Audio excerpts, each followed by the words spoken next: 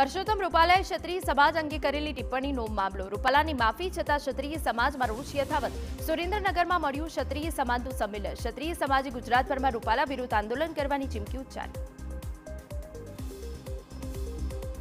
સુરેન્દ્રનગરમાં ધૂળેટીના પર્વ પર ભાજપનો ભરતી મેળો યોજાયો. લીંબડી તાલુકાના કટારિયા ગામે 100 થી વધુ કોંગ્રેસ આગેવાન અને કાર્યકરો ભાજપમાં જોડાયા.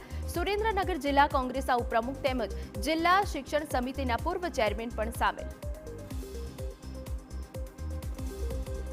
સુરેન્દ્રનગર લોકસભા બેઠકના ભાજપના ઉમેદવાર જાહેર થતા સોશિયલ મીડિયામાં વિરોધ. સૌથી વધુ વસ્તી ધરાવતા તળપદા કોળી સમાજ સાથે અન્યાય થયો હોવાનો મેસેજ વાયરલ. કોળી સમાજ ઉમેદવારનો બહિષ્કારનો પોસ્ટ સોશિયલ મીડિયામાં ઉલ્લેખ. કોંગ્રેસમાં પરત જવાની અફવાઓ વચ્ચે જવાહર ચાવડાએ સ્પષ્ટતા કરી. સોશિયલ મીડિયા પર પોસ્ટ કરી જવાહર ચાવડાએ જણાવ્યું કે તે ભાજપમાં જ રહેશે. જવાહર ચાવડા અંગે ચાલતી અટકળોનો અંત આવ્યો.